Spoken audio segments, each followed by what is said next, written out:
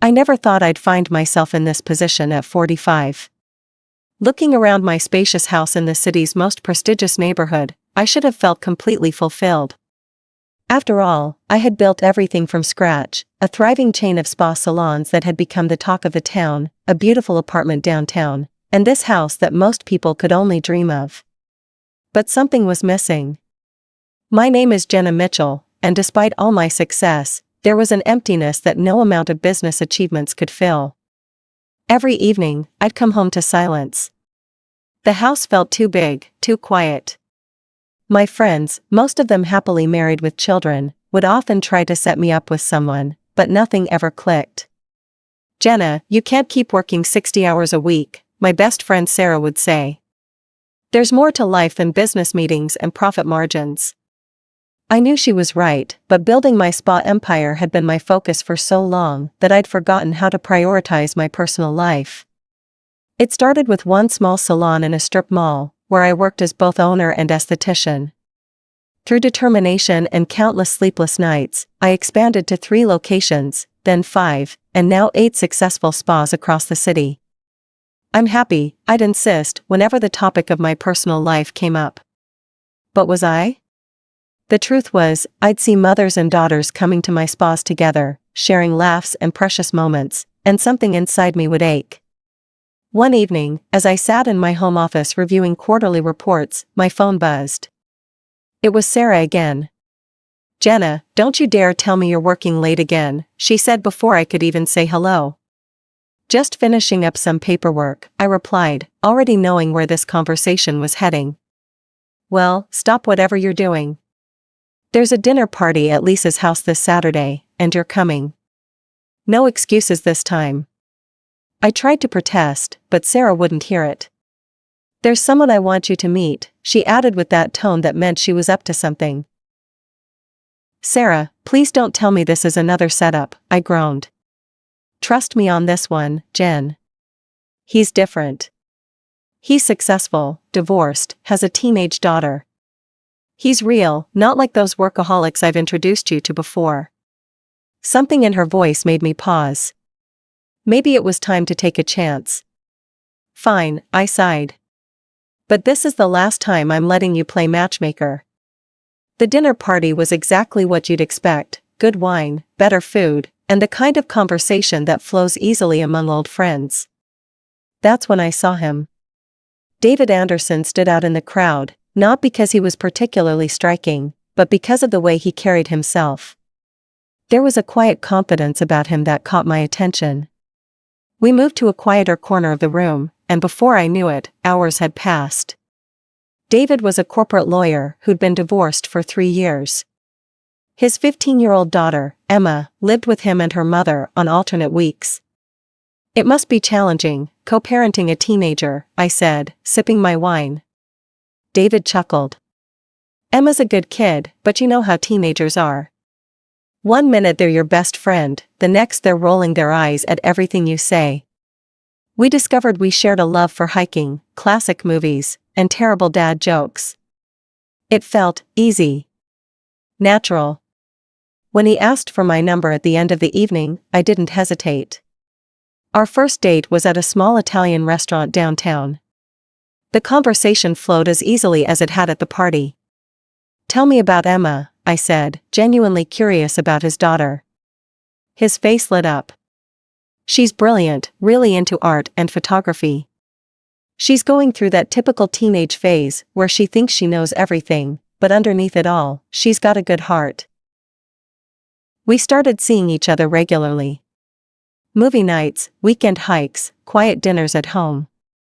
For the first time in years, I found myself thinking about something other than work. The topic of meeting Emma came up naturally after a few months of dating. "I think she'd like you," David said one evening as we walked through the park. "She's been asking about you." I felt a flutter of nervousness. "Are you sure it's not too soon?" "Jenna, we've been dating for 4 months, I think it's time." The meeting was arranged for the following weekend. Emma would come to one of my spas first, then we'd all have dinner together.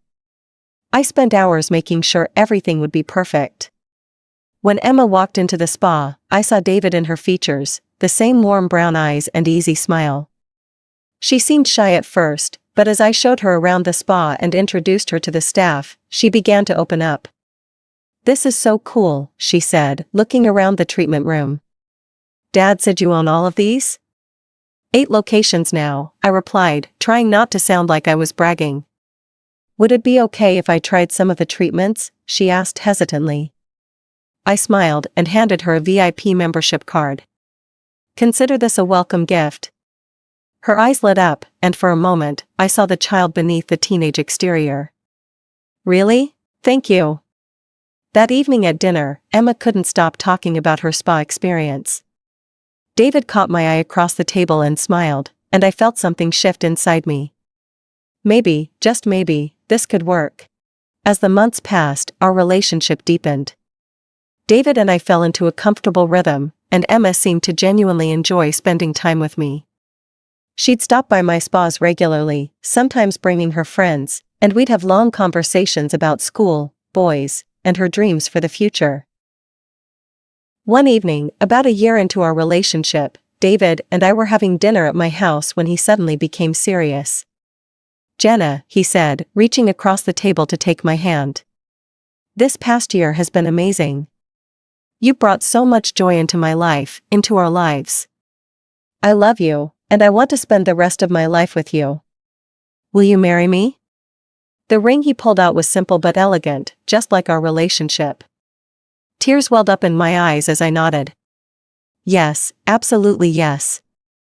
We decided on a simple ceremony at City Hall, with just immediate family present.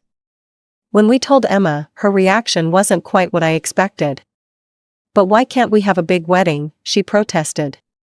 "I wanted to be a bridesmaid. Everyone at school talks about their parents' weddings." I pulled her into a hug. "Sweetie, you have your whole life ahead of you. Your wedding can be as big and beautiful as you want it to be." After the wedding, David and Emma moved into my house. I had the best room in the house redecorated for Emma, letting her choose everything from the paint colors to the furniture. She seemed thrilled with her new space, and for a while, everything was perfect. We traveled together, tried new restaurants, and spent cozy evenings watching movies. Emma would often join me in my home office, doing her homework while I worked on spa business. It felt like the family I'd always wanted. But there was one dark cloud in our otherwise sunny sky: David's ex-wife, Karen. From the moment we met, she made it clear that she didn't approve of me. She wouldn't even speak to me directly when she came to pick up Emma, instead sending messages through David or Emma. "Your mother seems intense," I said to Emma one day after a particularly cold exchange. Emma shrugged. "She's just protective. She keeps track of everything she spends on me to show Dad she contributes more, down to my monthly supplies. She has spreadsheets." I found this obsession with money strange, but I kept my opinions to myself. After all, Karen was still Emma's mother, and I didn't want to cause any tension. The first signs of trouble were subtle. I noticed Emma paying more attention to price tags when we went shopping.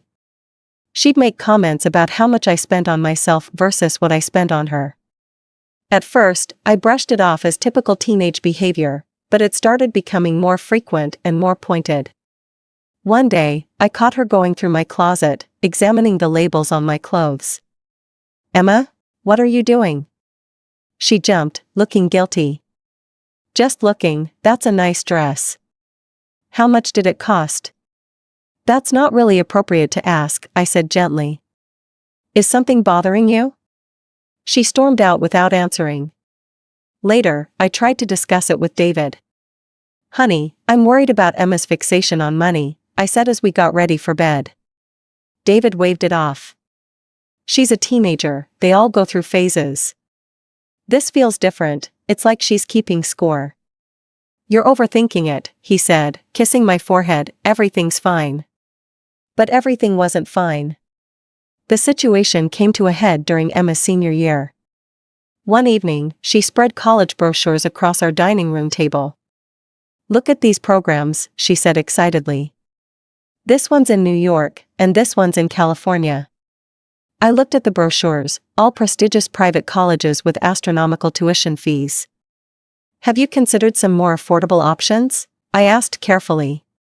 Emma's expression changed instantly. Why would I need to?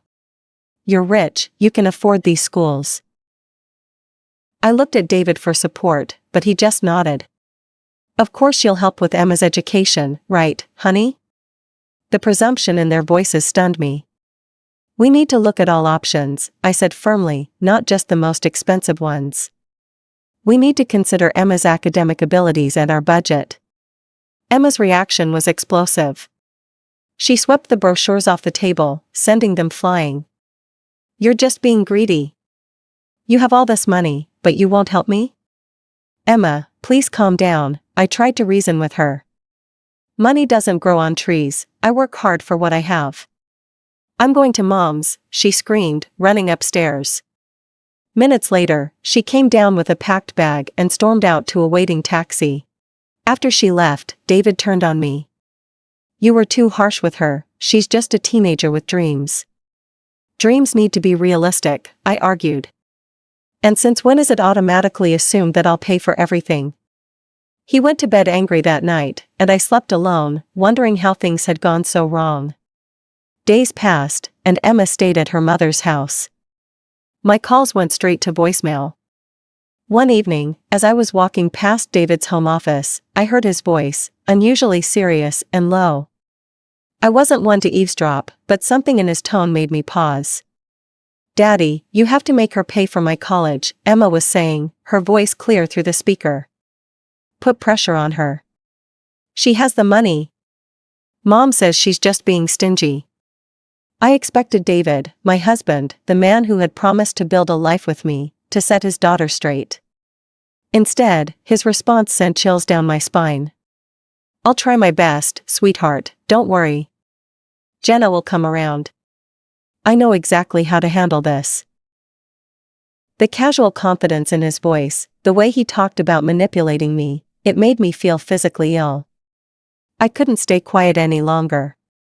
Handle what exactly? I asked, stepping into the doorway. David nearly dropped his phone. So this is your plan? Conspire with Emma behind my back to pressure me into paying for everything? His initial shock quickly transformed into defensiveness. Well, why shouldn't you? You're wealthy, you don't have children of your own. You could be a real mother to Emma if you wanted to. Instead, you're being selfish with your money. His words hit me like physical blows. Selfish? For not wanting to be manipulated and pressured? For expecting my husband to discuss major financial decisions with me instead of plotting behind my back. We argued for another hour, going in circles, with David refusing to see anything wrong with his and Emma's behavior. Finally, I stormed out of his office, tears of frustration burning in my eyes. I'm sleeping in the guest room tonight, I announced. I can't even look at you right now. I barely slept that night, my mind racing with thoughts of betrayal and manipulation. The next morning, David left for work early, barely speaking to me. I was sitting in my home office, trying to focus on work, but failing miserably. When I heard the front door open, Emma was back. I found her in the kitchen, acting as if nothing had happened, making herself a sandwich. My hands were shaking as I confronted her. I overheard your conversation with your father last night, I said, keeping my voice steady despite the emotions churning inside me. Would you like to explain why you're trying to manipulate your father into pressuring me? She turned to face me, and I was shocked by the calculating look in her eyes. Gone was the sweet teenager I thought I knew. You're not my mother, she said coldly. You can't demand explanations from me. No, I'm not your mother, I agreed, fighting to keep my composure. But I am your father's wife, and this is my house. I deserve basic respect, Emma. What she said next made my blood run cold. Fine, let's talk about respect, she said, setting down her sandwich and folding her arms. I'll call you Mom and treat you with all the respect you want if you pay for my college and give me $2,000 monthly allowance. That's fair, isn't it? I stared at her, hardly recognizing the girl in front of me. The manipulation was so blatant, so calculated, it took my breath away. A laugh escaped me, a sharp, bitter sound. "Are you actually trying to sell your affection to me?" "I'm being practical," she replied, her face hard. "You have money, I need money. You want a daughter, I need a mother who can provide for me properly. It's a win-win." "I'm not buying your love, Emma," I said, my voice breaking despite my efforts to stay calm. Her face contorted with anger. "You're just a childless old woman who'll die alone. Mom was right about you, you're nothing but a miser who hoards her money instead of helping family." In that moment, everything became painfully clear. Karen's influence had poisoned Emma's mind, turning her into a manipulative, money-obsessed version of herself. The realization felt like ice in my veins. I hadn't just lost my stepdaughter, I'd never really had her to begin with. When David came home that evening, I was waiting in the living room. My hands were clasped tightly in my lap, knuckles white with tension. I'd spent the afternoon alternating between crying and feeling numb, but now I was ready to confront him. "We need to talk about what happened with Emma today," I said as he walked in, still loosening his tie. His expression immediately hardened. "What did she do now?" The defensive tone in his voice, automatically taking Emma's side before even hearing what happened, made my stomach clench. I recounted the conversation with Emma, her attempt to essentially sell her affection, the cruel insults she'd hurled at me. His response shocked me even more than his daughter's behavior. He ran his hands through his hair in frustration and exploded, "I'm so tired of your complaints about Emma. Every single day, it's something new. She's going through a difficult time, she needs support, not constant criticism." I stood up, trembling. "Support? She tried to extort money from me. She literally put a price tag on calling me mom, $2,000 a month plus college tuition. How can you not see how wrong that is?" "Money you can easily afford," he countered, his voice rising. "Emma's just trying to secure her future. If you really loved us, you'd want to help." Those words hit me like a physical blow. If I really loved them? After everything I'd done, everything I'd tried to be for them? I sank back down onto the couch, suddenly exhausted. I spent another sleepless night, this time in my bedroom while David took the guest room. As I lay there in the dark, I thought about every moment that had led to this, every red flag I'd ignored, every manipulation I'd excused. By morning, I'd made my decision. At dinner the next evening, I waited until both David and Emma were seated. They were talking and laughing as if nothing had happened, as if they hadn't both tried to manipulate and hurt me. The casual way they could switch between cruelty and normalcy made me feel sick. I cleared my throat. "I've made a decision about college." Emma and David exchanged triumphant looks that made my skin crawl. They thought they'd won. "I'm not paying for your college education, Emma," I said clearly. "Not the expensive options, not the cheaper ones. And I'm certainly not paying you $2,000 a month to pretend to love me. In fact, I'm not paying you anything at all." The screaming started immediately. Emma began sobbing dramatically, big theatrical tears rolling down her face. David jumped to his feet, his chair scraping against the floor. "You'll change your mind right now," he demanded, looming over me, "or everything is over between us." A strange calm settled over me. This was it, the moment when all pretense fell away. I looked up at him, meeting his angry glare with steady eyes. "I'm glad you said that first," I said quietly. "I've already called my lawyer about divorce papers."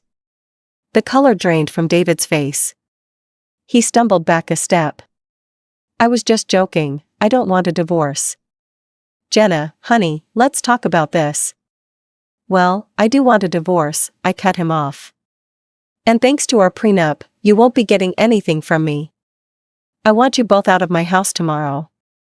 "You can't do this," Emma shrieked, her fake tears turning to real ones. "Daddy, tell her she can't do this."